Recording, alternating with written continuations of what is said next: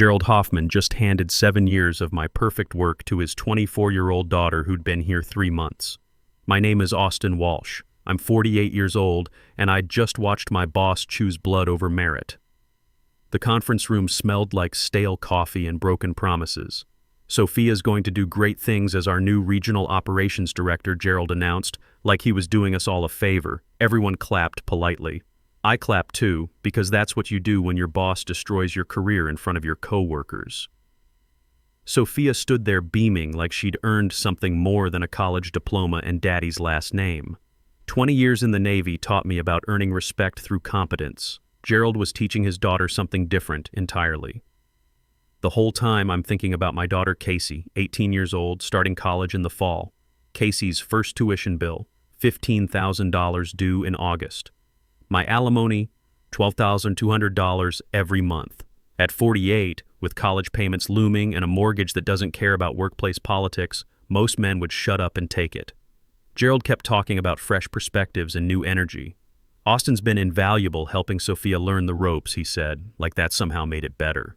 Like 7 years of 60-hour weeks and perfect client relationships was just an extended training program for his kid. In the service, we had a saying, rank has its privileges, but competence keeps people alive. Gerald was about to learn that in civilian life, competence keeps businesses alive too. The meeting ended. People shook Sophia's hand and said congratulations.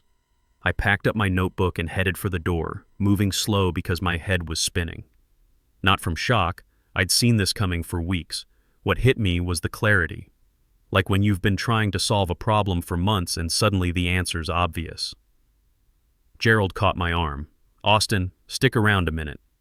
We stood there alone while the room emptied out. Gerald loosened his tie and tried to look sympathetic. He was 55, soft around the middle, thinning hair combed over to hide the worst of it. Got his current position when his father-in-law retired from the board. Same playbook he just ran with Sophia. I know this might come as a surprise, he said. No surprise here, Gerald. I've been watching you groom Sophia for months. His face shifted.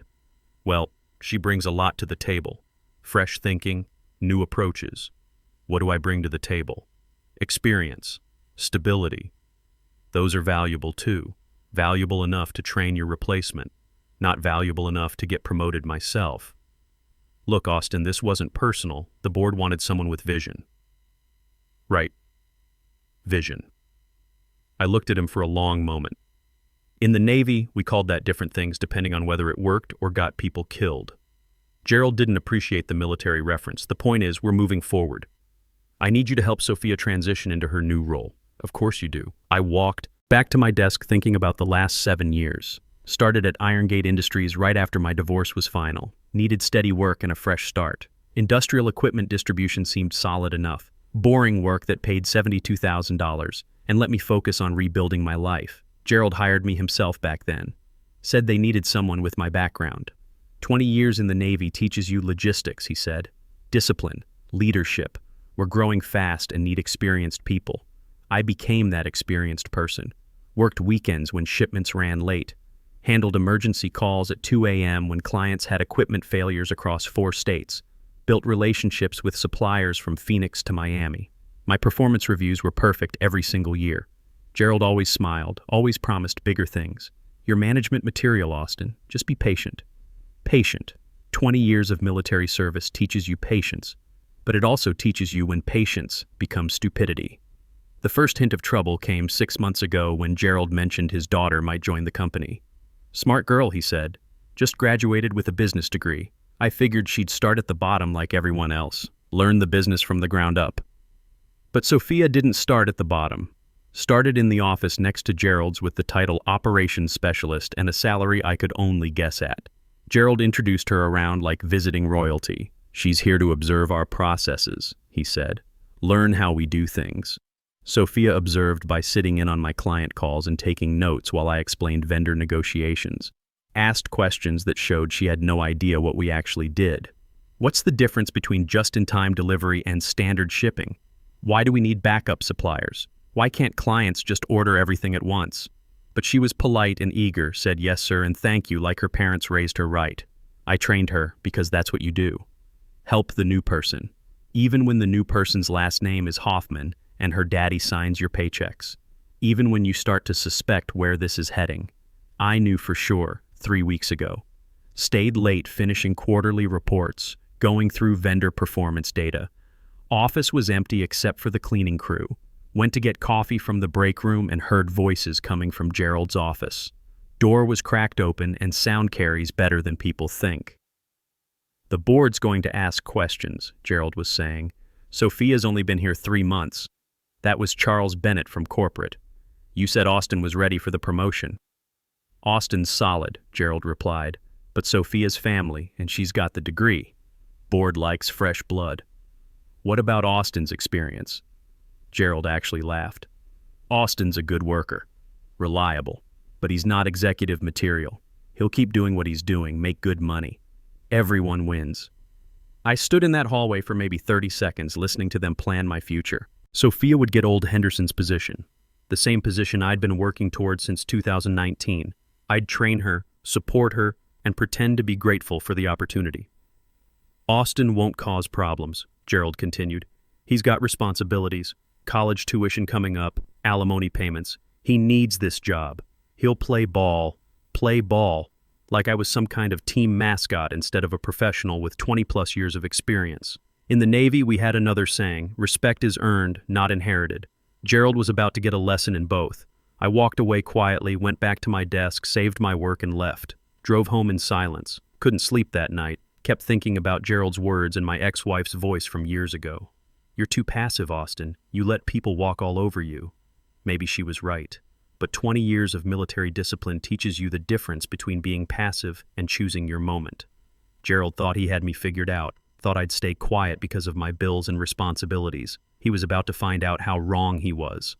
Next morning I came to work different, watched how Gerald included Sophia in executive meetings while keeping me focused on day-to-day operations. Saw how other managers started deferring to Sophia on decisions that should have been mine. 3 weeks later, sitting in that conference room watching Sophia accept congratulations for a job she hadn't earned, something clicked.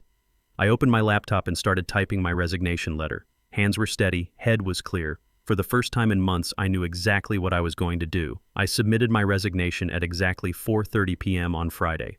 Gerald had just finished walking Sophia around the warehouse, showing her what he called her new domain. I knocked on his door and handed him the envelope. This is my 2 weeks' notice. Gerald's face went through several expressions, confusion, disbelief, then something that looked like panic. He tore open the envelope and read quickly. Is this some kind of joke? No, sir. You can't be serious. You're leaving because Sophia got promoted? I stayed quiet. Let him fill the silence. Another thing the Navy teaches you. Sometimes the most powerful response is no response at all. Gerald stood up and paced behind his desk. Austin, let's be reasonable here. You're upset, I get it. But walking away from 7 years, that's not smart. I've made my decision. What about your daughter? Your responsibilities? There it was. The leverage he thought he had over me. The reason I'd fall in line and keep quiet like a good little soldier. I'll figure it out. His tone got harder. You realize how this looks? Quitting because you didn't get promoted. It's unprofessional. I can see how you'd think that.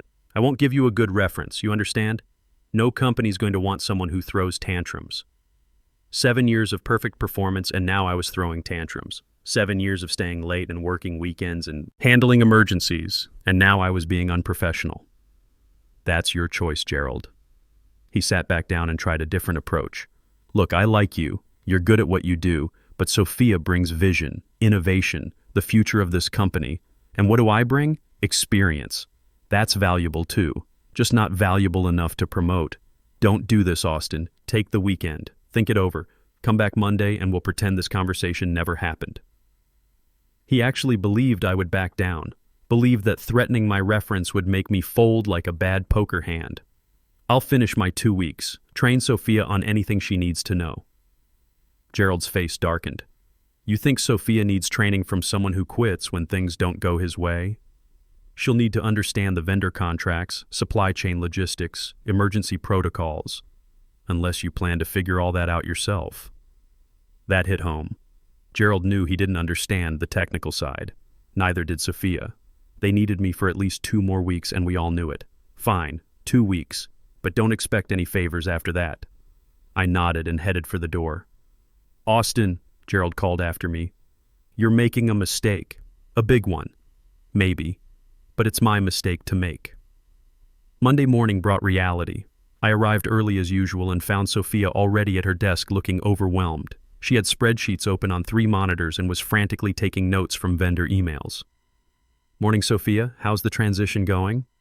She looked up with relief flooding her face. "Austin, thank God. I've been here since 6 trying to understand the Westfield manufacturing account. Their procurement manager is threatening to cancel if we don't resolve some shipping issue by noon. Westfield Manufacturing, our biggest client, worth $3.1 million annually. I'd been managing their account personally for 4 years, building the relationship through reliable service and understanding their just-in-time delivery requirements. What's the issue? Something about delayed titanium components from our Tucson supplier, but I can't figure out which supplier and their emails are confusing."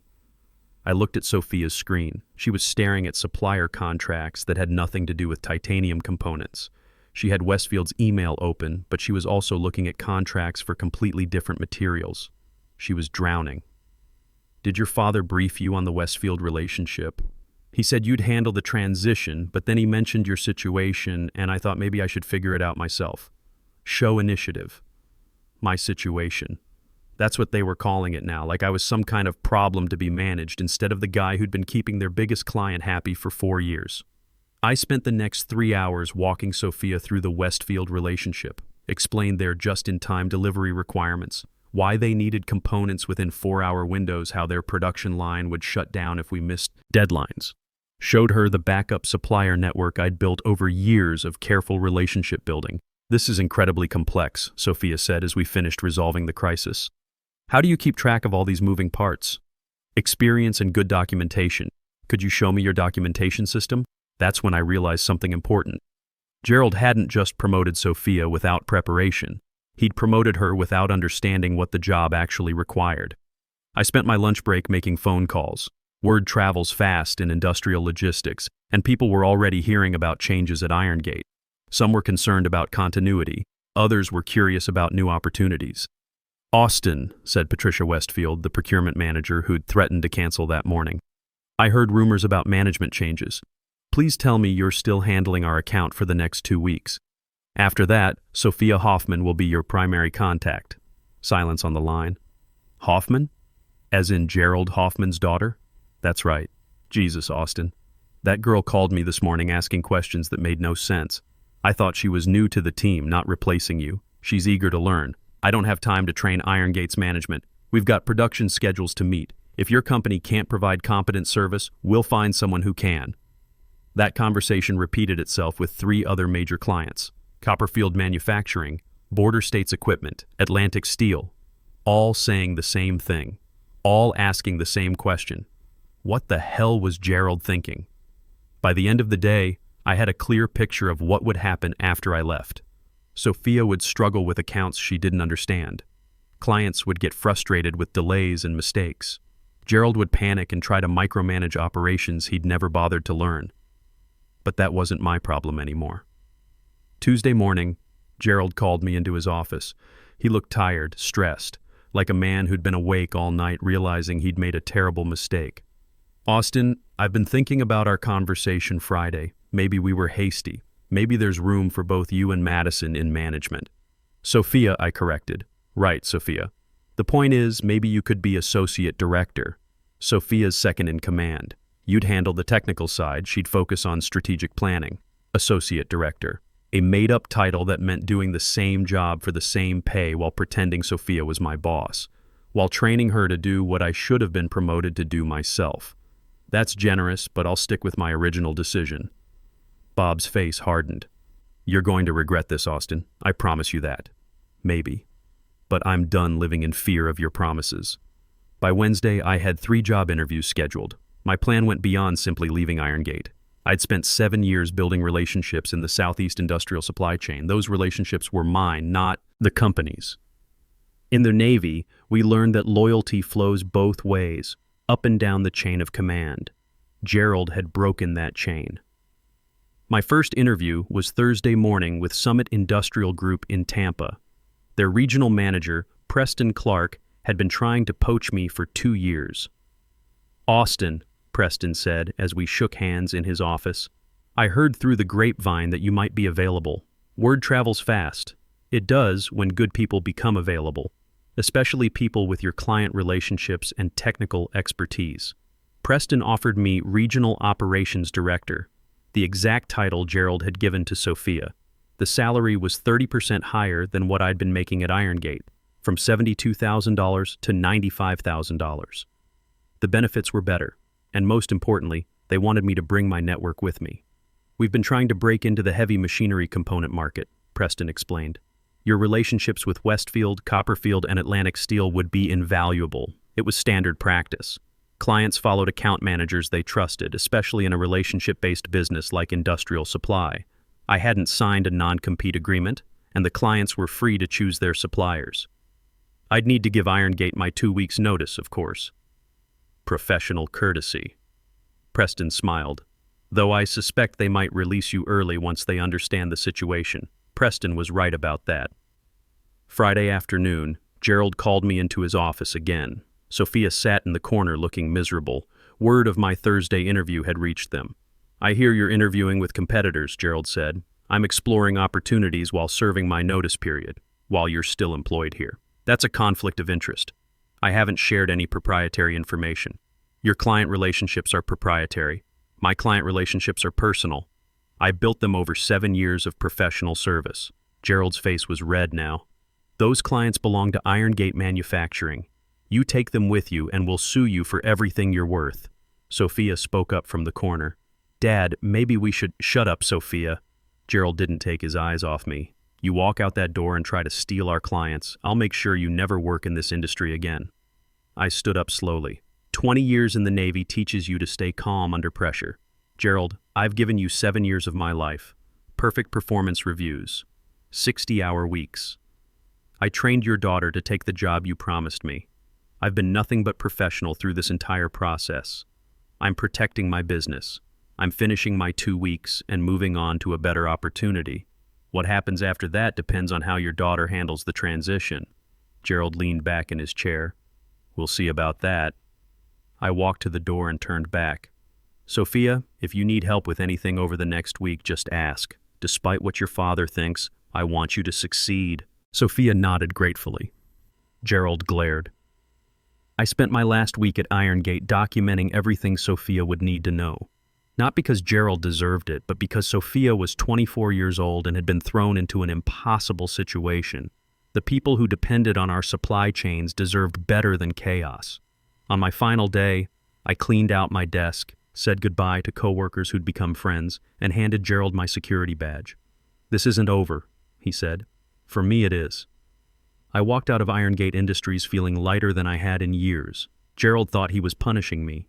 Instead, he'd set me free. The payback came 6 months later, but not in the way I'd expected. I was settling into my new role at Summit Industrial when Preston Clark called me into his office with a grin on his face. "Austin, you need to see this." He slid a business magazine across his desk. The headline read, "Irongate Industries Regional Division Loses Major Clients. Family Management Practices Under Investigation." The article detailed how Irongate had lost 4 major accounts in 5 months, including Westfield Manufacturing and Atlantic Steel. Revenue in the Southeast region was down 58%. The board had launched an investigation into management practices after shareholders raised questions about nepotism and operational failures. Gerald Hoffman was terminated last week, Preston said. Apparently, the board discovered that Sophia Hoffman had been hired without proper qualifications. Full nepotism investigation, they're calling it. I read further. Sophia had resigned voluntarily after 3 months of struggling with accounts she couldn't manage. She'd returned to graduate school, according to the article. Gerald faced a lawsuit from Westfield Manufacturing for breach of contract after a supply chain failure caused a production delay that cost them $1.8 million. Here's the interesting part, Preston continued. 3 of their remaining clients have already reached out to us, specifically asking if you're available to handle their accounts. The article mentioned that several former Irongate employees had been recruited by competitors, taking their institutional knowledge with them. No names were listed, but I recognized the pattern. When good people leave a company, others notice. When those people succeed elsewhere, clients notice too. What goes around comes around, Preston said. Gerald Hoffman spent 7 years taking you for granted. Now he's unemployed while you're building our Southeast division. I folded the magazine and handed it back. I feel bad for Sophia. Kid got thrown into a situation she wasn't ready for. Sophia will be fine. She's young. She'll learn from this. Gerald, on the other hand. Preston shrugged. Hard to feel sorry for someone who threw away good people to promote family. 6 months after that, I got a call from Casey. She was finishing her sophomore year at Florida State, studying business administration. Dad, I got the internship at Morrison Logistics, the one I told you about. That's great, sweetheart. You earned it. I've been thinking about what you went through at your old job, how you handled it. What about it? You could have been bitter. Could have bad-mouthed your old boss or made things difficult for that girl. But you didn't. You just did your job and moved on to something better. Sometimes that's all you can do. Focus on what you can control. I'm proud of you, Dad. Casey had no idea how much those words meant to me. In the Navy, we learned that the best victories are the ones where you maintain your honor while your enemies destroy themselves. A year later, I was driving through Jacksonville on business when I stopped for lunch near the airport. Sophia Hoffman was sitting alone in a corner booth reading a textbook. She looked up when I approached.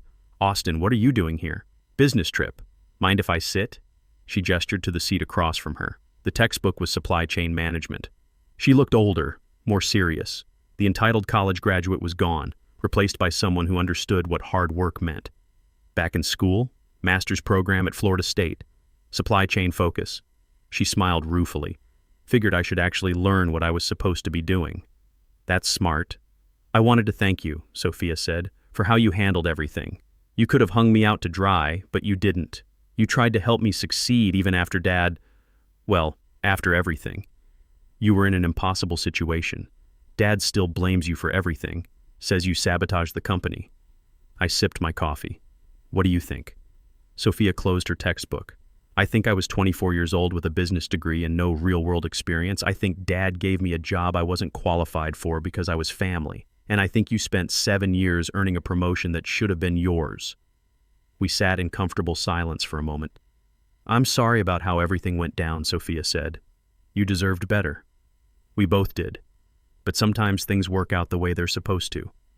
Sophia nodded. I heard you're doing well at Summit. I am. And you'll do well too, once you're ready.